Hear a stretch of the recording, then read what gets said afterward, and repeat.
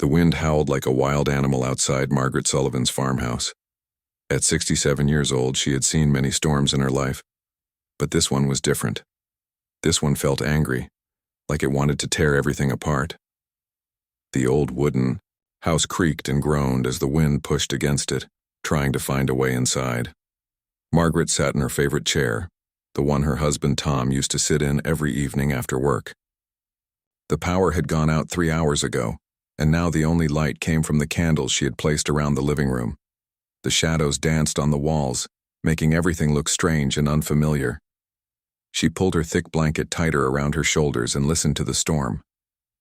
The weatherman on the radio had said it would be the worst blizzard in 30 years. Snow was falling so fast and thick that she couldn't see past her own front yard. The trees bent and swayed in the wind, their branches scraping against the roof like fingers trying to get in. Margaret had been alone in this house for 3 years now, ever since Tom passed away. He had been a good man, a Vietnam veteran who came home from the war with scars on his body and his heart, but who never let those scars make him bitter. He taught her many things during their 42 years of marriage, but the most important lesson was simple: always help someone in need, no matter who they are or where they come from. People are people, Tom used to say, stirring his coffee at the kitchen table. Some might look different or talk different, but when someone needs help, that's all that matters. You help them, and you don't ask questions. Margaret remembered how Tom would stop on the highway to help strangers fix their cars, how he would give money to homeless people without judgment, how he would invite travelers into their home for a hot meal if they looked hungry. She always worried about his trusting nature, but nothing bad ever happened. Most people, Tom believed, were good at heart. Now, sitting alone in the dark house, Margaret wondered if she would have the courage to follow his example if the situation ever came up. She was just an old woman now, living by herself on a farm, outside Bakersfield, California. Her children lived far away in different states, busy with their own lives. Her neighbors were good people, but they lived miles away down the long country road. The wind suddenly got louder, and Margaret heard something else mixed in with the howling sound. At first, she thought it might be the storm playing tricks on her ears, but then she heard it again, the deep rumbling sound of motorcycle engines struggling through the snow and wind.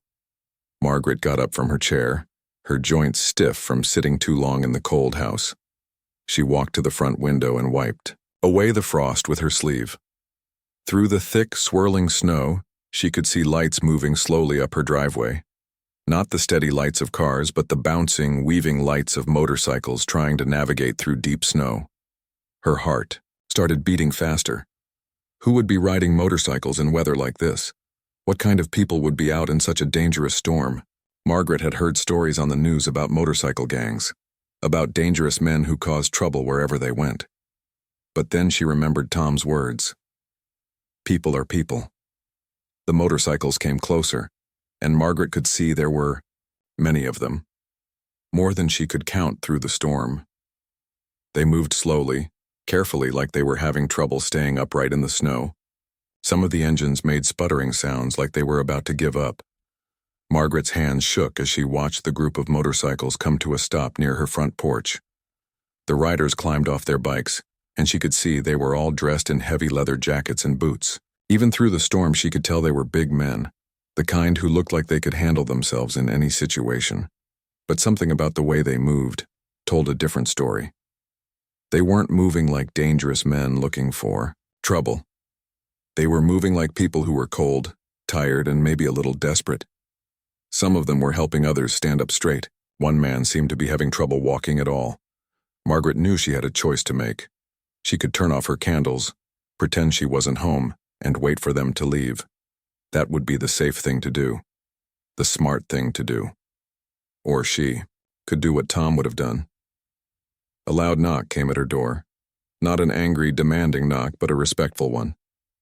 Margaret took a deep breath, walked to the door, and opened it just a crack, keeping the chain lock attached. Standing on her porch was a very large man with gray hair and a thick beard. Snow covered his leather jacket and stuck to his eyebrows. His face was red from the cold, but his eyes were kind. When he saw her looking through the crack in the door, he took off his motorcycle helmet and held it respectfully in his hands. "Ma'am," he said, and his voice was polite, almost gentle. "I'm real sorry to bother you on a night like this. My name is Jake, and we're caught in this storm. One of my guys is in bad shape. Hypothermia, I think. We saw your lights and hoped maybe we could warm up in your garage or barn for a while. We don't want to be any trouble." Margaret looked past him at the group of men standing in her yard. They were all stamping their feet and rubbing their hands together, trying to stay warm. Some of them were supporting one man who looked very pale and was shaking badly. These weren't dangerous criminals, Margaret realized. These were just people caught in a terrible storm, far from home and in need of help. She thought about Tom and what he would say if he were here. She thought about all the times he had helped strangers without thinking twice about it. She thought about the warmth of human kindness that had always filled their home when they opened it to others. Margaret closed the door just long enough to take off the chain lock, then opened it wide. "Nonsense," she said firmly, using the same tone she had used when Tom tried to help with housework while he was sick. "You're not staying in any garage. You'll all come inside where it's warm." The surprise on Jake's face was clear. He had obviously expected her to say no, or maybe to let them use an outbuilding. He hadn't expected this small, elderly woman to invite 20 large, leather-wearing strangers into her home. "Ma'am, that's very kind, but we couldn't," Jake started to say. "You most certainly could, and you will," Margaret interrupted. "I've got hot coffee on the stove and soup in the pantry. Now get that sick man inside before he gets any worse." Jake turned to his men and nodded. They carefully helped their friend up the porch steps and through Margaret's front door. One by one, the rest of the group followed.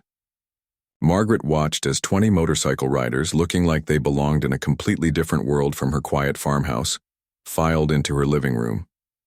The house, which had felt so empty and quiet just minutes before, was suddenly full of life. The men were polite and careful, taking off their wet boots at the door without being asked. They spoke in quiet voices, clearly trying not to disturb her or damage anything. Margaret hurried to the kitchen and started making coffee. She pulled out every pot and pan she had to heat up soup. She gathered all the blankets from the closets and gave them to the men who looked the coldest. The man who was sick, Billy the others called him, was settled into Tom's old chair near the fireplace that Jake had quickly gotten burning again. As Margaret worked, she listened to the men talk among themselves. They weren't using rough language or talking about illegal things. Instead, they were checking on each other, making sure everyone was okay, and expressing worry about Billy's condition. They talked about their families, their jobs, their concern about getting home safely. "This is real kind of you, ma'am," said one of the younger men as Margaret handed him a cup of hot coffee. "Most people see us coming and lock their doors." "Well, I'm not most people," Margaret replied. "And you're not most people either. You're just folks who got caught in a bad storm." As the evening went on, Margaret learned more about her unexpected guests. Many of them were veterans just like Tom had been. They had served in different wars, Vietnam, Iraq, Afghanistan, and had come home to find it hard to fit back into regular life. The motorcycle club, Jake explained, gave them a sense of brotherhood and belonging that they had lost when they left the military. "We take care of each other," Jake told Margaret as she refilled his coffee cup. "When one of us is in trouble, we all help. When one of us needs something, we all pitch in. It's like having a big family." Margaret understood that feeling. She had felt it with Tom, and she had missed it terribly since he died. Looking around her living room at these men who had seemed so scary from her window, she realized they weren't so different from anyone else. They just wanted to belong somewhere, to have people who cared about them, to matter to someone. The storm continued to rage outside, but inside Margaret's house, it was warm and peaceful. The men shared stories about their lives, their struggles, and their hopes. They asked Margaret about her husband, and she found herself talking about Tom in ways she hadn't been able to since he died. She told them about his military service, about the kindness he showed to everyone he met, about the love they had shared for so many years. "He sounds like he was a good man," Jake said quietly. "The kind of man we all try to be." As the night grew later, it became clear that the storm wasn't going to stop anytime soon. The roads would be impossible to travel until morning, and even then it might be dangerous. Margaret woke up before dawn, which was unusual for her. Normally, she would sleep until the sun came up, but today something felt different. The house was full of quiet sounds she hadn't heard in years. The soft breathing of many people. The gentle creaking of floorboards as someone moved carefully in the dark. The whispered voices of men trying not to wake anyone else. For a moment, Margaret forgot where she was and what had happened. Then she remembered the storm, the motorcycles, and the 20 strangers she had invited into her home. She sat up in her recliner and looked around the living room. In the dim light from the dying fireplace, she could see men sleeping on her couches, on blankets spread across the floor, and even sitting up in chairs. One man was awake, sitting by the fireplace and carefully adding wood to keep it burning. When he saw Margaret stirring, he stood up quietly and walked over to her. "Morning, ma'am," he whispered. "I'm Danny. I was just keeping the fire going so everyone stays warm. I hope that's okay." "Of course it's okay," Margaret whispered back. "That's very thoughtful of you." Danny was younger than most of the other men, maybe in his 30s, with kind eyes and a gentle way of moving. "I wanted to thank you again for letting us stay," he said. "You probably saved Billy's life last night. He's sleeping much better now." Margaret looked toward her bedroom door, behind which Billy was resting. "How is he feeling?" "Much better. His color is back to normal, and he's not shaking anymore. Jake checked on him a few hours ago and said he's going to be fine." As if hearing his name, Jake appeared from the kitchen, moving as quietly as a man his size could manage. He was carrying a cup of coffee and looked like he had been awake for a while. "Mrs. Sullivan," he said softly, approaching Margaret's chair. "I hope you don't mind, but I made some coffee. I found everything in your kitchen and I was careful not to make too much noise." "You didn't need to do that," Margaret said, though she was touched by his thoughtfulness. "It's the least I could do," Jake replied. "You've done more for us than we had any right to expect." As the sky outside began to grow lighter, more of the men started to wake up. They were all quiet and respectful, folding up their blankets and trying to clean up after themselves. Margaret was amazed at how orderly and polite they were. These men who looked so tough and intimidating were treating her home with more care than some of her own relatives had shown over the years. One by one, the men came to thank her personally. Each had his own story, his own reason for being grateful. There was Robert, a tall man with graying hair who had served 2 tours in Afghanistan and struggled with nightmares until he found brotherhood with the motorcycle club. There was Luis, whose family had rejected him when he came back from Iraq, different than when he left, but who found acceptance among these men who understood what he had been through. There was Charlie, who had lost his job and his house after an injury and was living day to day until Jake offered him a place to stay and a sense of purpose.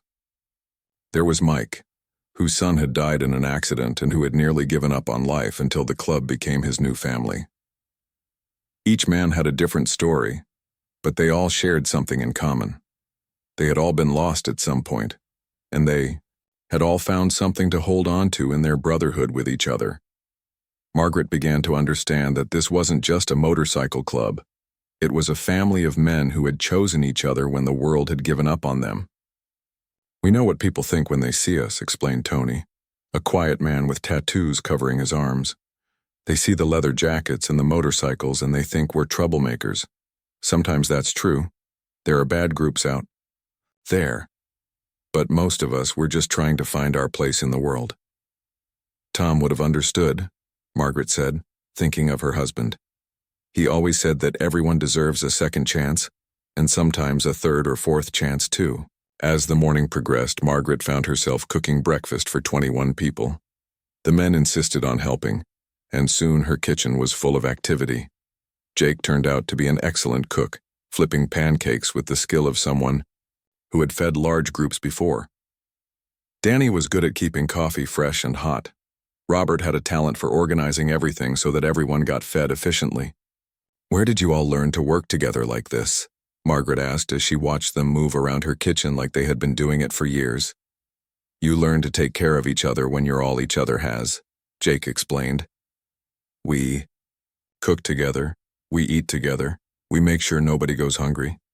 It's just what family does. While they cooked and ate together, Margaret learned more about each of the men. She discovered that despite their tough appearance, many of them had regular jobs. Robert worked construction, building houses for families. Luis was a mechanic who fixed cars for people who couldn't afford to go to expensive shops. Charlie volunteered at a shelter for homeless veterans. Mike taught motorcycle safety classes to young riders. People see the patches on our jackets and think we're all criminals, said David, a man with a salt and pepper beard who spoke with a slight accent. But most of us just want to live our lives in peace. We want to take care of our families and help each other out. Margaret noticed that several of the men had pictures in their wallets, photos of children, wives, girlfriends, parents. These weren't dangerous outlaws living outside society. These were regular people who happened to find their community and identity in something that looked different from what most people expected. After breakfast, the men gathered in Margaret's living room to plan their next move. The storm had stopped, but the roads were still covered with deep snow. They would need to dig out their motorcycles and figure out the safest route home. But first they wanted to do something for Margaret. While she was cleaning up in the kitchen, she heard hammering and sawing sounds coming from outside. When she looked out the window, she saw several of the men working on her front porch, fixing boards that had been loose for months. Others were clearing snow from her driveway and walkway. "You don't need to do that," Margaret called out to them. "Yes, we do," Jake called back. "You helped us when we needed it.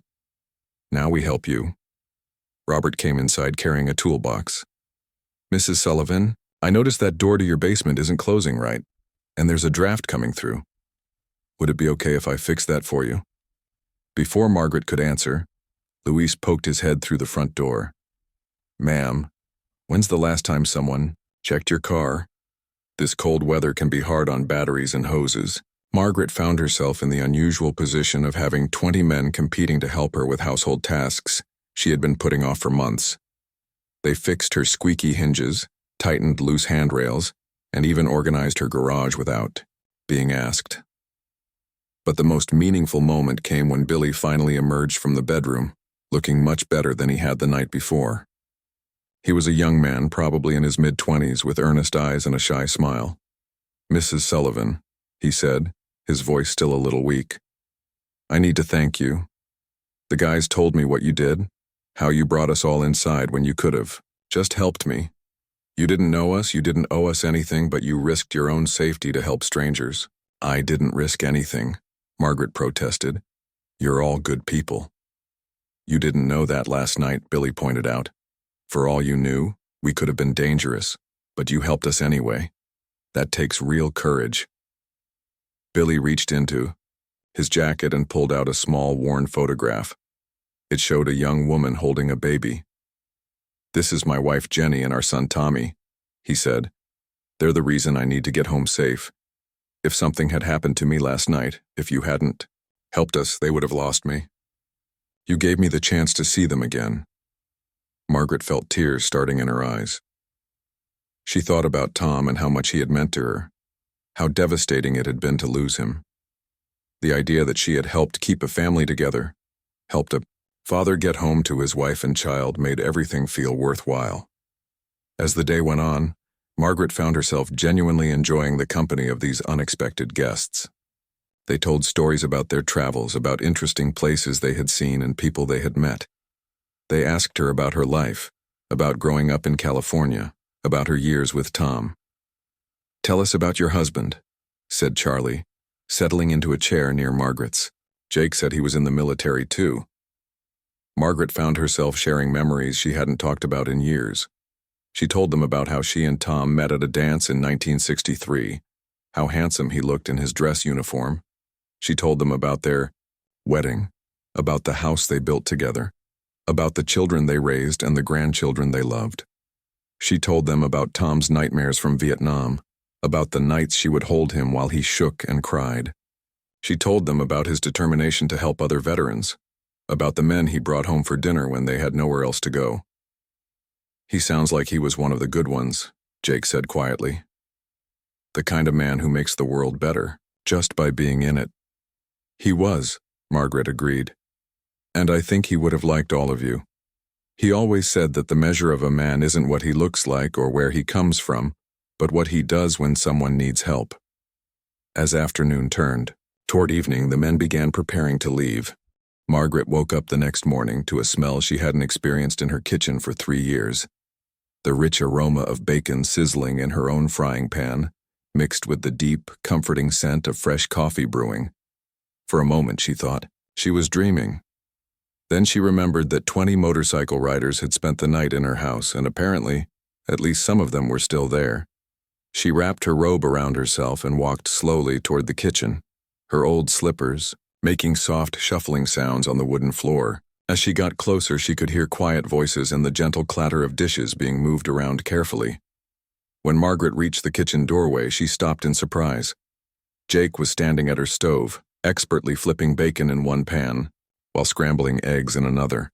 He had found her apron, a faded blue one with tiny flowers that Tom used to tease her about, and somehow it looked both amusing and touching on his large frame. Billy was sitting at her kitchen table, looking much healthier than he had the night before. His color was good, his hands were steady, and he was quietly washing dishes in a basin of soapy water. When he saw Margaret in the doorway, he smiled and started to stand up. "Please don't get up," Margaret said quickly. "You should be resting." "I feel much better, Mrs. Sullivan," Billy assured her. "Jake made sure I ate something and drank plenty of fluids. I think I'm going to be just fine." Jake turned from the stove with a spatula in his hand and a slightly embarrassed expression on his face. "I hope you don't mind, ma'am," he said. "We wanted to do something to thank you for everything you've done. Cooking breakfast seemed like the least we could do." "You really didn't need to," Margaret said, though she was touched by the gesture. "You're guests in my home." "No, ma'am," Jake said firmly. "We're family now. And family takes care of each other." Margaret felt a warmth spread through her chest at those words. It had been so long since anyone had called her family, since anyone had included her in their circle of people who mattered. As Jake served her a plate of perfectly cooked eggs and crispy bacon, Margaret looked around her kitchen. Everything was spotless. The dishes were washed and put away, the counters were wiped clean, and even the floor had been swept. These men had not only cooked for her, but had also cleaned her kitchen better than it had been in months. "Where are the others?" Margaret asked, noticing that the house seemed much quieter than it had been the evening before. "Most of them left early this morning," Jake explained, pouring her a cup of coffee and adding cream just the way she liked it. "They had jobs to get to, families to check on, but they all wanted me to thank you again and to tell you that you'll always have friends in our community." Billy looked up from the dish he was washing. "They also said that if you ever need anything at all, you just need to let one of us know and we'll take care of it." Margaret was moved by their kindness, but she couldn't help wondering why Jake and Billy had stayed behind when the others had gone. As if reading her thoughts, Jake set down his coffee cup and looked at her with a serious expression. "Mrs. Sullivan, there's something I need to tell you," he said. "Something important that I should have mentioned last night. But everything was happening so fast." Margaret felt a little flutter of nervousness in her stomach. "What is it?" Jake glanced at Billy, who nodded encouragingly.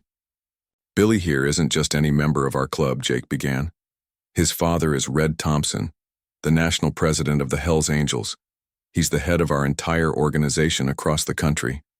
Margaret looked at Billy with new understanding. He was so young and seemed so ordinary, just a kid who had gotten caught in a bad storm. It was hard to imagine that he was the son of someone important enough to lead thousands of motorcycle riders across the nation. "I don't understand," Margaret said.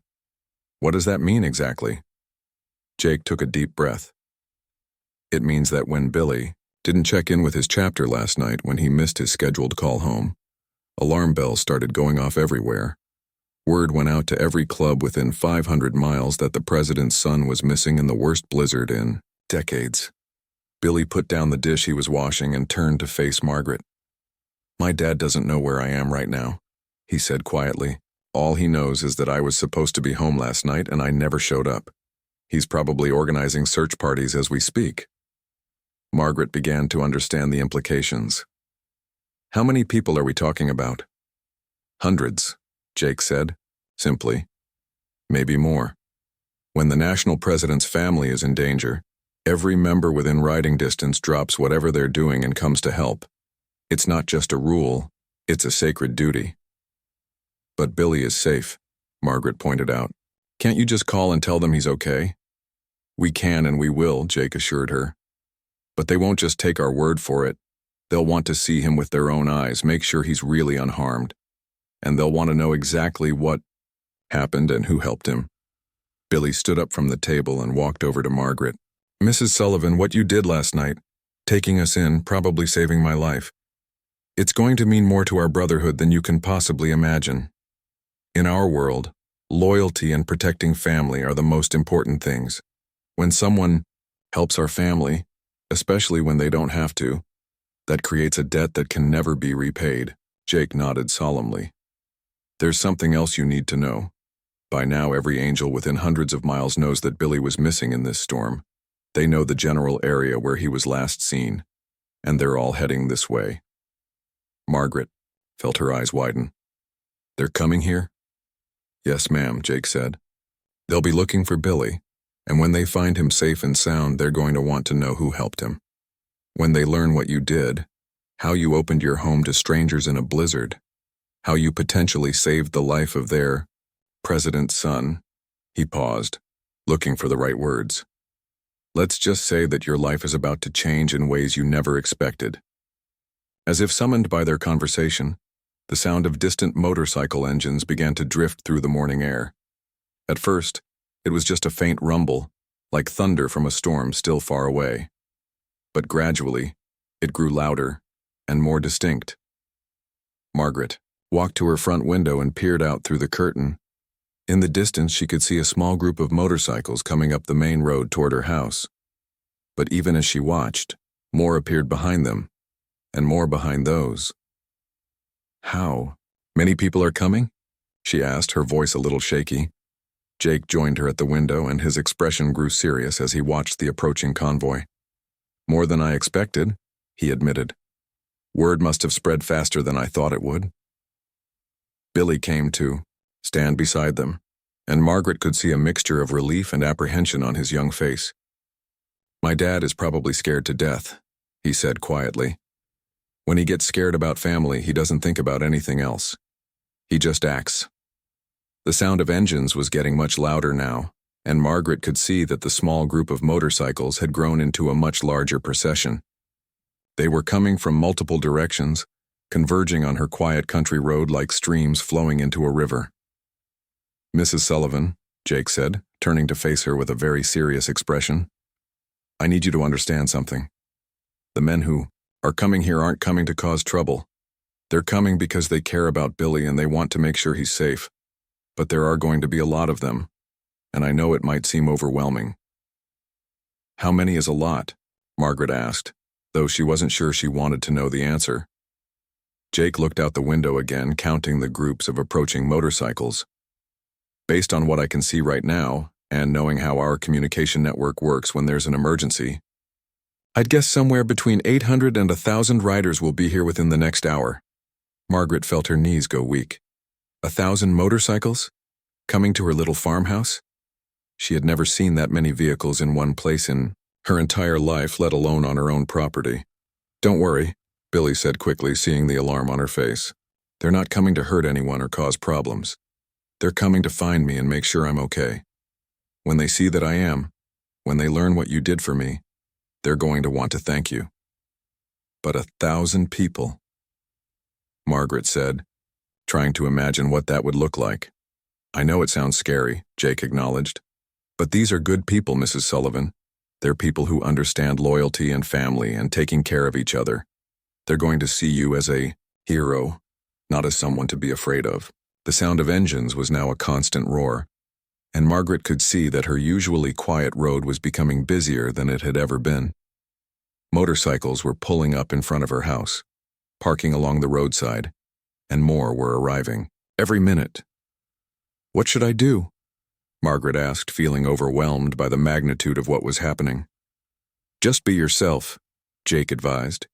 Be the same kind, generous woman you were last night when you opened your door to 20 cold strangers. These people are going to respect you for what you did, and they're going to want to show their appreciation. Billy looked out the window at the growing crowd of motorcycles and riders. I should probably go out there and let them know I'm okay, he said. The sooner they see me, the sooner everyone can relax. When Margaret stepped out onto her front porch with Jake and Billy, she felt like she had walked into a different world.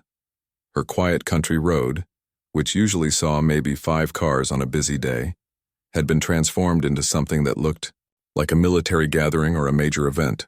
Motorcycles lined both sides of the road for as far as she could see. They were parked in neat rows, organized with the kind of precision that spoke of people who knew how to work together efficiently. The riders stood beside their bikes or gathered in small groups, all of them looking toward her house with expressions of concern and curiosity. The sound was incredible. Not just the rumble of engines from bikes that were still arriving, but the murmur of hundreds of conversations, the crackle of radio communications, and the general buzz of activity from a very large group of people all focused on the same purpose. Margaret had never seen so many people in one place, and certainly not on her own property. But what struck her most was how organized and respectful everything seemed. Despite the huge number of people and vehicles, there was no sense of chaos or disorder. These people knew how to handle themselves in large groups. As word spread through the crowd that Billy had appeared, a path began to clear between the house and the road. Margaret watched in fascination as hundreds of leather-clad riders stepped aside to create a clear walkway, their movements coordinated and respectful. From the far end of this human corridor, a group of motorcycles approached slowly. These bikes were different from the others, newer, shinier, and ridden by men who carried themselves with unmistakable authority. Margaret could tell immediately that these were the leaders, the people in charge of this massive gathering. The lead motorcycle was ridden by a man who, even from a distance, commanded attention. He was tall and broad-shouldered, with graying hair pulled back in a ponytail and a face that spoke of years of experience and responsibility. When he climbed off his bike and removed his helmet, Margaret could see the family resemblance to Billy immediately. "That's my dad," Billy said quietly, and Margaret could hear both relief and apprehension in his voice. Red Thompson walked toward the house with the measured pace of someone who was used to being in control of difficult situations. Behind him came a small group of other men, all of them serious and alert. The crowd of riders watched silently, respectfully, as their national president approached the house where his son had been found safe. When Red reached the bottom of the porch steps, he stopped and looked up at Billy. For a moment, Margaret saw past the tough exterior to the heart of a father who had been terrified for his child's safety. The relief on his face was unmistakable. "Son," Red said, and his voice carried clearly across the yard. "Are you all right?" "I'm fine, Dad," Billy replied, stepping forward. "Better than fine. These people saved my life." Red's gaze shifted to Margaret, and she felt the full weight of his attention. This was a man who was used to making quick judgments about people, someone who had to be able to read character instantly. Margaret straightened her shoulders and met his eyes directly, drawing on the inner strength that Tom had always admired in her. "Ma'am," Red said, climbing the porch steps with surprising grace for such a large man. "I'm Red Thompson." "I believe you've met my son. I'm Margaret Sullivan," she replied, extending her hand. "Billy is a lovely young man. You should be very proud of him." Red shook her hand gently, his calloused fingers careful not to squeeze too hard. "I understand that you helped him when he was in trouble, that you helped all of them." "I just did what anyone would do," Margaret said simply. "They were caught in a terrible storm and needed help." "No, ma'am," Red said firmly. "Not anyone would do what you did. Most people would have been too afraid or too suspicious to open their door to 20 strangers on motorcycles. You saw past what we looked like to what we needed." Jake stepped forward and began to explain what had happened the night before. As he talked, more members of Red's inner circle gathered around to listen. Margaret found herself looking out at a sea of faces, hundreds of men who had dropped everything and traveled great distances because they cared about Billy's safety. "She not only let us in," Jake was saying, "she insisted we all come inside where it was warm. She cooked for us, gave us blankets, gave up her own bedroom for Billy. She treated us like family when she had every reason to be scared of us. Red listened to the story without interruption, his eyes never leaving Margaret's face. When Jake finished talking, Red was quiet for a long moment, clearly processing what he had heard. "Mrs. Sullivan," he finally said, "in our world, family is everything. Protecting our family, taking care of our family, making sure our family is safe, that's what we live for. When someone outside our family risks their own safety to help one of us, especially when they don't have to, that creates a bond that can never be broken." Margaret felt a little overwhelmed by the intensity of his words. "I just helped some people who needed it," she said. "That's what my husband would have wanted me to do." "Your husband sounds like he was a wise man," Red said, "and you honored his memory by following his example." Red turned to face the crowd of riders gathered in Margaret's yard and along the road. When he raised his hand, the conversation stopped. Immediately, hundreds of men turned their attention to their leader, waiting to hear what he had to say. "Brothers," Red called out, his voice carrying clearly across the assembled crowd. "This woman, Mrs. Margaret Sullivan, opened her home to our family when they were in danger. She didn't ask questions, she didn't hesitate, she just helped. She probably saved my son's life." A murmur went through the crowd, a sound of appreciation and respect. Margaret could see nods of approval and smiles of gratitude on the faces she could make out in the sea of people.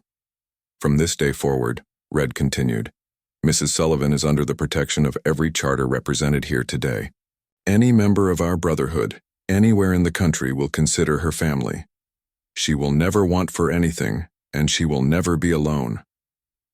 The response from the crowd was immediate and powerful. Hundreds of voices shouted their agreement, a roar of approval that seemed to shake the very air.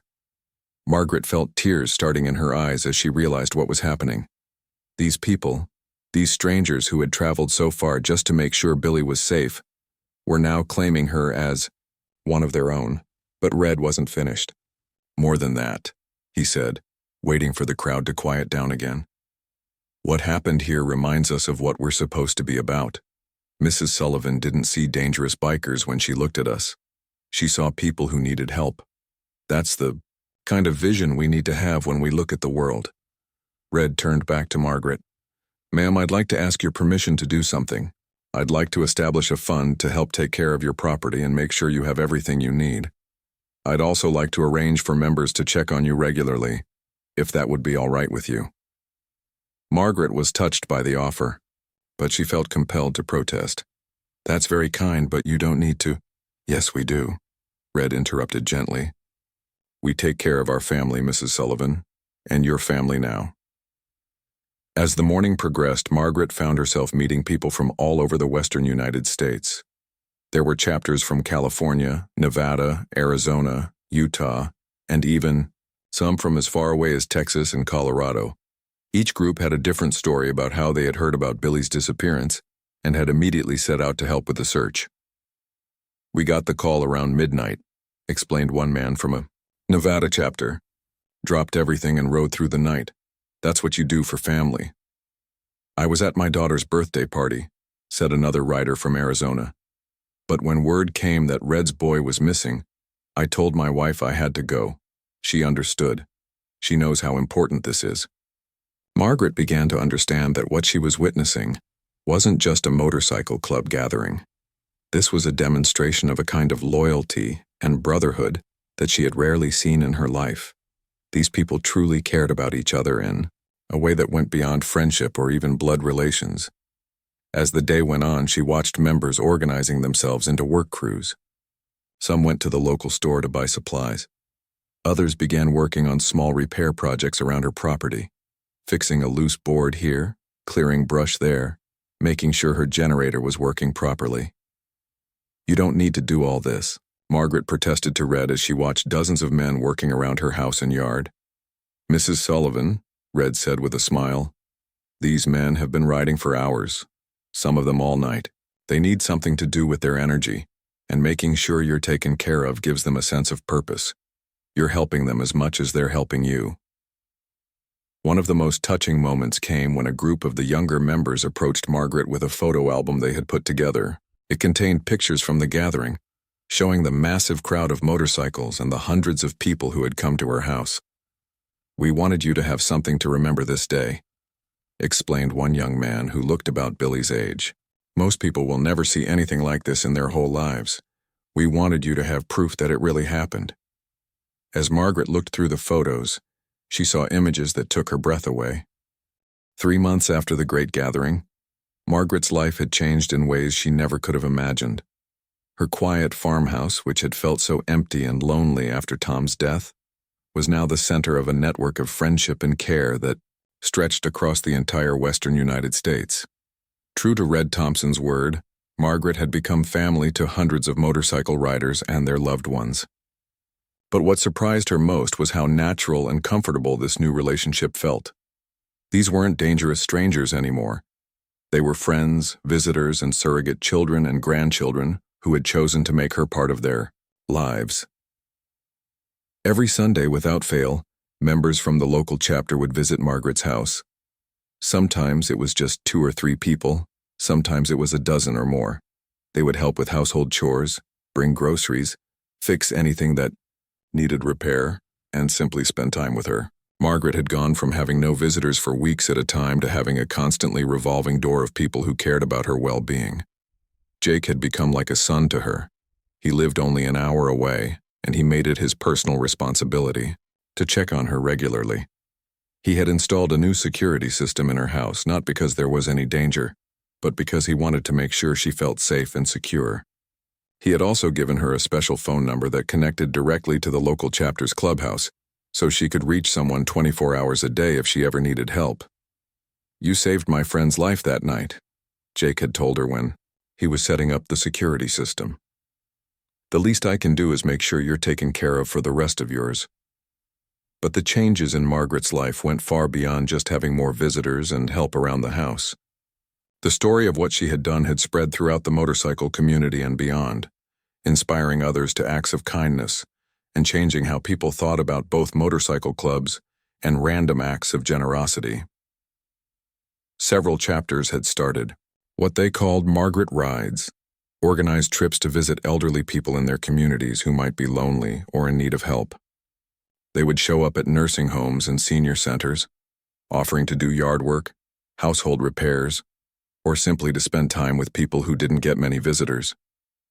Mrs. Sullivan showed us that it doesn't matter what someone looks like on the outside, explained Danny, the young man who had kept Margaret's fireplace burning that first night. "What matters is whether they need help and whether we have the power to give it." Now we try to see every situation the way she saw us that night.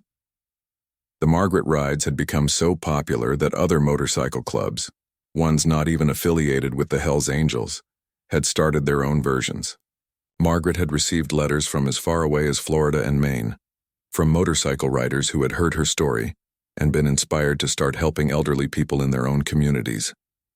"I never thought I'd see the day when motorcycle clubs would be known for helping little old ladies," Margaret's neighbor had joked when she saw a group of riders cleaning Margaret's gutters. "But I have to admit, they're the most polite and helpful young men I've ever met." The most meaningful change, however, was what had happened to Billy. The young man who had nearly died from hypothermia in Margaret's living room had been so affected by her kindness that he had completely changed the direction of his life. 6 weeks after the storm, Billy had announced to his father that he was leaving the motorcycle club to become a paramedic. He wanted to dedicate his life to helping people in medical emergencies, just as Margaret had helped him when he was in crisis. She didn't know anything about treating hypothermia.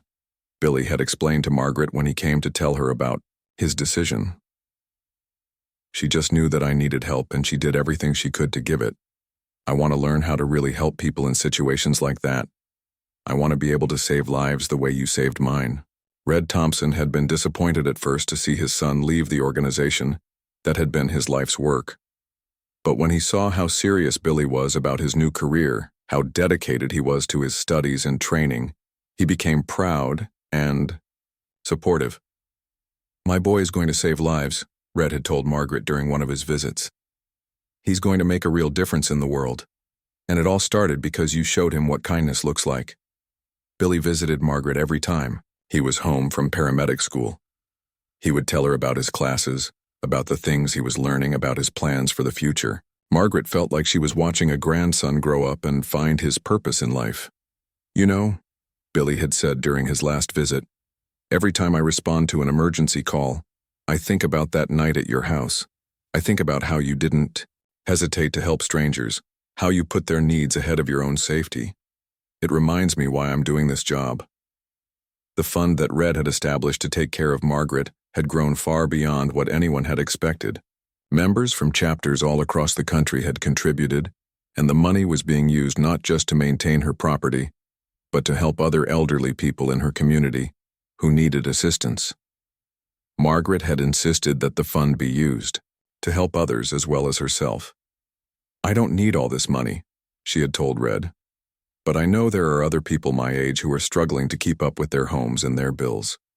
Let's use it to help them too." The Margaret Sullivan Foundation, as it had come to be known, was now helping dozens of elderly people throughout Bakersfield and the surrounding areas. Motorcycle riders would show up at houses throughout the region, offering to do repairs, provide transportation to medical appointments, deliver groceries, or simply offer companionship to people who were lonely. What started as a thank you to one special lady has become something much bigger, Red had explained to a local newspaper reporter who was writing a story about the foundation. "It's become a reminder that we all have a responsibility to take care of each other, especially those who can't take care of themselves." Margaret had never expected to become famous, but her story had been picked up by news outlets across the country. She had been interviewed by several magazines and had even appeared on a national television program about acts of kindness that change lives. "I'm just an ordinary person who did what anyone should do," Margaret had said during the television interview. "The extraordinary thing isn't what I did that night. The extraordinary thing is how these wonderful people responded to a simple act of kindness. They turned one small gesture into something that's helping hundreds of people." But perhaps the most important change in Margaret's life was simply that she was no longer alone. Her house was full of life and laughter again. Her phone rang regularly with calls from people checking on her. Her calendar was full of visits, events, and activities. She had become a grandmother figure to dozens of tough motorcycle riders and their families. She attended weddings, birthday parties, and graduations. She was consulted on important decisions and asked for advice about everything from relationships to career choices. "These people have given me a reason to get up every morning," Margaret confided to her actual granddaughter during a phone call. "They've made me feel useful and important again. I didn't realize how much I needed that until I had it." The young wives and girlfriends of the motorcycle club members had embraced Margaret as enthusiastically as the men had. They would bring their children to visit her, treating her like the grandmother many of them had never had. Margaret's house, which had been silent for so long, was now often filled with the sounds of children playing and families gathering. "The kids love coming here," explained Jenny, Billy's wife, as she watched their toddler son play with toys that Margaret kept, just for visiting children. "They don't see the tough guy image that scares other people. They just see people who care about their grandmother, Margaret." On the 1-year anniversary of the storm, Red organized a special gathering at Margaret's house. It wasn't as large as the original gathering had been, but over 200 people came to celebrate what had become known as Margaret Day in the motorcycle community. There were families and couples and single riders, people from dozens of different chapters, all coming together to honor the woman who had reminded them of their better nature. They brought food for a massive potluck dinner, they brought photos and mementos from the past year, and they brought stories about how Margaret's example had inspired them to help others. "A year ago, I was just an old widow living alone," Margaret said when Red asked her to speak to the gathering. "Tonight I'm surrounded by more family than I ever thought possible. You've all taught me that families aren't just made by blood or marriage. Sometimes the strongest families are made by choice, by people who decide to care about each other." The celebration lasted well into the evening, with people sharing stories and making plans for future gatherings. Children ran around the yard playing games while adults sat in groups talking and laughing. Margaret moved through the crowd feeling like the luckiest person in the world. As people began to leave that night, Many of them stopped to thank Margaret personally for the impact she had had on their lives. Some credited her with inspiring them to be more generous and kind. Others said that her example had helped them repair relationships with their own families.